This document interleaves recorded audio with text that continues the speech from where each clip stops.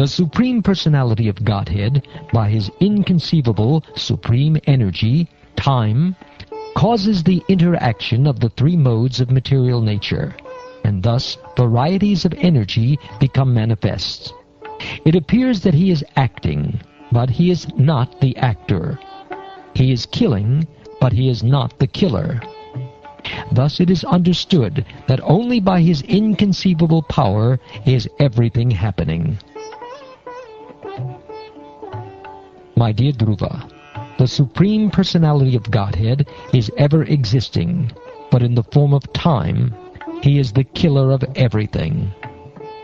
He has no beginning, although he is the beginning of everything, nor is he ever exhaustible, although everything is exhausted in due course of time. The living entities are created through the agency of the Father, and killed through the agency of death. But he is perpetually free of birth and death. The Supreme Personality of Godhead, in his feature of eternal time, is present in the material world, and is neutral towards everyone. No one is his ally, and no one is his enemy. Within the jurisdiction of the time element, everyone enjoys or suffers the result of his own karma or fruitive activities. As when the wind blows, small particles of dust fly in the air, so according to one's particular karma, one suffers or enjoys material life. The Supreme Personality of Godhead, Vishnu, is all-powerful, and he awards the results of one's fruitive activities.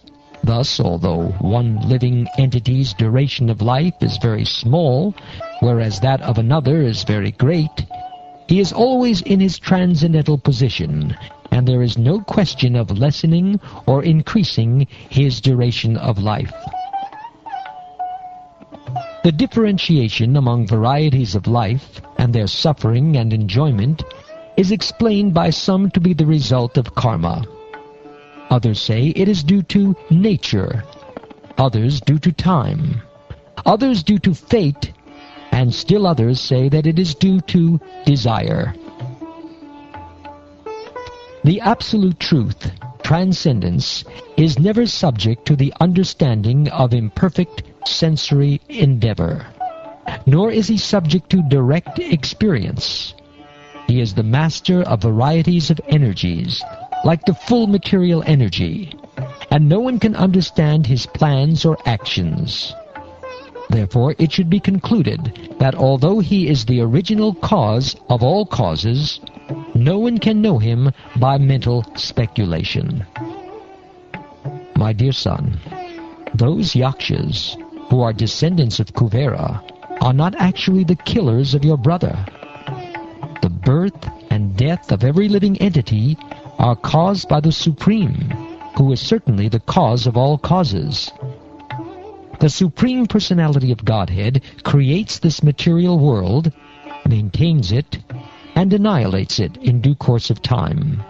But because he is transcendental to such activities, he is never affected by ego in such action, or by the modes of material nature. The Supreme Personality of Godhead is the Supersoul of all living entities. He is the controller and maintainer of everyone. Through the agency of his external energy, he creates, maintains, and annihilates everyone. My dear boy Dhruva, please surrender unto the Supreme Personality of Godhead, who is the ultimate goal of the progress of the world. Everyone, including the demigods headed by Lord Brahma, is working under his control, just as a bull, prompted by a rope in its nose, is controlled by its owner. My dear Dhruva, at the age of only 5 years, you were very grievously afflicted by the words of your mother's co-wife, and you very boldly gave up the protection of your mother and went to the forest to engage in the yogic process for realization of the Supreme Personality of Godhead. As a result of this, you have already achieved the topmost position in all the 3 worlds. My dear Dhruva, please, therefore, turn your attention to the Supreme Person, who is the infallible Brahman. Face the Supreme Personality of Godhead in your original position, and thus by self-realization you will find this material differentiation to be merely flickering. Thus, regaining your natural position and rendering service unto the Supreme Lord, who is the all-powerful reservoir of all pleasure, and who lives in all living entities as the Supersoul, you will very soon forget the illusory understanding of I and my. My dear King, just consider what I have said to you, which will act as medicinal treatment upon disease. Control your anger, for anger is the foremost enemy on the path of spiritual realization. I wish all good fortune for you. Please follow my instructions.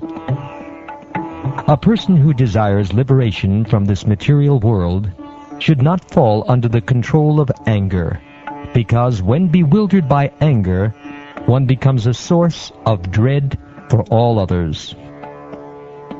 My dear Dhruva, you thought that the Yakshas killed your brother, and therefore you have killed great numbers of them.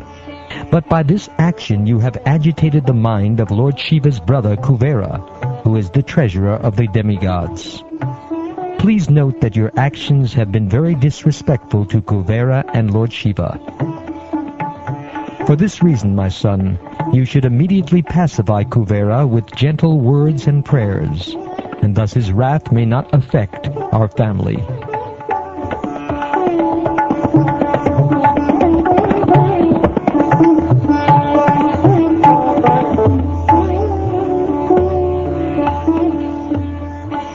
Thus Swayambhuva Manu, after giving instruction to Dhruva Maharaj, his grandson, received respectful obeisances from him.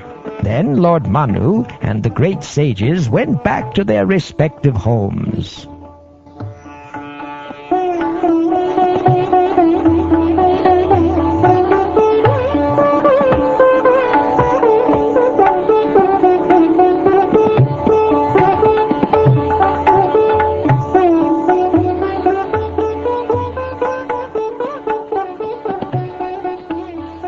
Thus ends the 11th chapter of the 4th canto of the Shrimad Bhagavatam, entitled Swayambhuva Manu advises Dhruva Maharaj to stop fighting.